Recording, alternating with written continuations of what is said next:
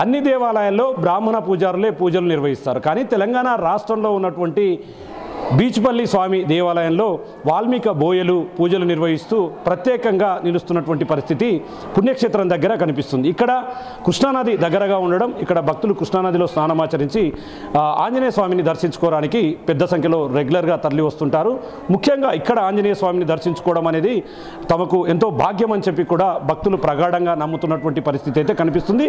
ఎగ్జాక్ట్గా ఈ గుడికి సంబంధించి గుడి యొక్క ప్రత్యేకత ఏంటి అనేది కూడా గుడికి సంబంధించినటువంటి పూజారులు కూడా ఉన్నారు, వాళ్ళతో కూడా మాట్లాడదాం.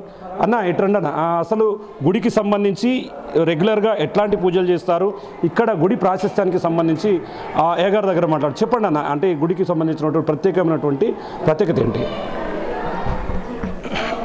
మనోజవం మారుతుల్యవేగం జితేంద్రియం బుద్ధిమతాం వరిష్టం వాతాత్మజం వానరోధం శ్రీరామదూతం శిరసారన్నమామి. శ్రీ బీచ్పల్లి ఆంజనేయ స్వామి వారిని శ్రీ కృష్ణదేవరాయల గురువు అయినటువంటి వ్యాసరాయలతో ప్రతిష్ఠించబడినది.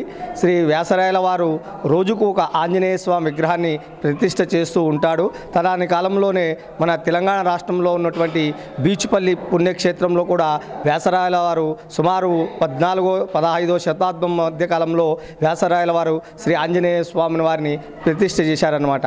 ఆ స్వామివారిని ప్రతిష్ఠ చేసిన తర్వాత ఈ ఆంజనేయ స్వామి వారు వ్యాసరాయల వారి కళలోకి వచ్చి ఈ రోజైతే పూజా కార్యక్రమం నిర్వహించారు, నీ దగ్గర ఉన్నటువంటి నైవేద్యంగా పెట్టారు, మళ్ళీ రేపటి నుంచి నాకు పూజా కార్యక్రమాలు అంటే స్నానాధికాలు మరియు నైవేద్యం ఎవరు చేస్తారు అని వ్యాసరాయలు ప్రశ్నించగా ఆ ఆంజనేయ స్వామి ప్రతిష్టగా వ్యాసరాయల వారు ఈ రోజు రాత్రి నిద్రపోయిన తర్వాత ఆ ఆంజనేయ స్వామి వారు ఈ వ్యాసరాయల వారి కళలోకి వచ్చి ఉదయం నదికి వెళ్ళినప్పుడు స్నానానికి వెళ్ళినప్పుడు ఎవరైతే పిల్లవాడు కనిపిస్తాడో వారిని తెచ్చి నా పూజారిగా పెట్టమన్నాడు. ఇక్కడ ఉన్నటువంటి అప్పటిలో బోయ కులస్తులు ఆ నదికి ఆవులను మరియు గేదెలను తీసుకొని మేపడానికి వెళ్ళినప్పుడు ఈ వ్యాసరాయల వారికి ఈ పిల్లవాడు కనిపించినప్పుడు ఆ పిల్లవాడిని తీసుకొచ్చి ఇక్కడ పూజారిగా పెట్టాడనమాట.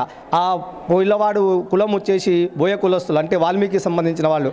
అంటే అప్పటి నుంచి ఇప్పటి వరకు వాళ్ళ వంశస్థులే ఇక్కడ పూజారులుగా ప్రథమ పూజారులుగా పూజలు నిర్వహిస్తున్నారు. కనుక ఆంజనేయ స్వామి వారు కూడా వారికి బోయ కులస్తులే ఇక్కడికి పూజ చేయాలని చెప్పినారు. కాబట్టి అప్పటి నుంచి ఇప్పటి వరకు ఇక్కడ బోయ కులస్తులు పూజలు నిర్వహిస్తుంటారు. మరి మధ్యకాలంలో బ్రాహ్మణ అర్చకులచే అభిషేకాలు, ఆకు పూజలు, అర్చనాపూజ కార్యక్రమాలు చేయాలని తలచి మధ్వ బ్రాహ్మణులను ఇక్కడ ఏర్పాటు చేయడం అనేది ప్రతి సంవత్సరము వైశాఖ శుద్ధ పౌర్ణిమ మొదలుకొని జ్యేష్ఠ పౌర్ణిమ అంటే ఏరువాక పున్నం వరకు ఇక్కడ బ్రహ్మోత్సవాలు అంగరంగ వైభవంగా జరుగుతుంటాయి.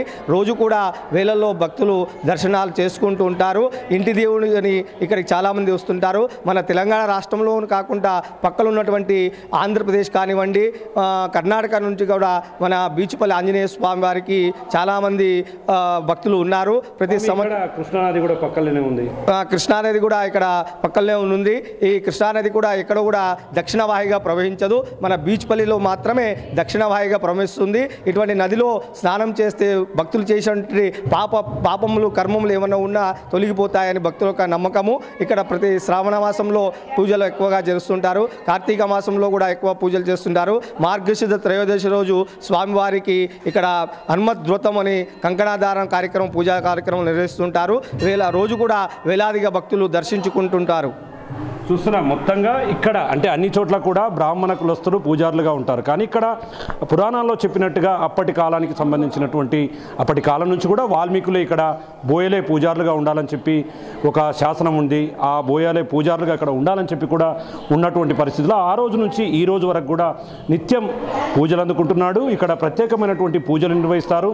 ప్రతి ఒక్కరూ అంటే తెలంగాణ రాష్ట్రం నుంచే కాదు అన్ని రాష్ట్రాల నుంచి కూడా పెద్ద ఎత్తున ఇక్కడికి భక్తులు తరలి వస్తారు. దగ్గరగా ఉన్నటువంటి జోగులాంబ గద్వాల జిల్లాకు సంబంధించినటువంటి చాలామంది తమ ఇష్టదైవంగా ఇంటి దైవంగా కూడా ఈ యొక్క ఆంజనేయ స్వామిని కొలుస్తారు. కాబట్టి ఈ పుణ్యక్షేత్రానికి మరింత ప్రాధాన్యత సంతరించుకుంటున్నటువంటి పరిస్థితి ఇక్కడ కనిపిస్తుంది. ఇది ఓవరాల్గా బీచ్పల్లి ఆంజనేయ స్వామి టెంపుల్కు సంబంధించినటువంటి ప్రత్యేకతలు. కెమెరా పర్సన్ నాగేష్తో శంకర్ గౌడ్, బిగ్ టీవీ, బీచ్పల్లి నుండి. For more videos like this, subscribe Big TV channel.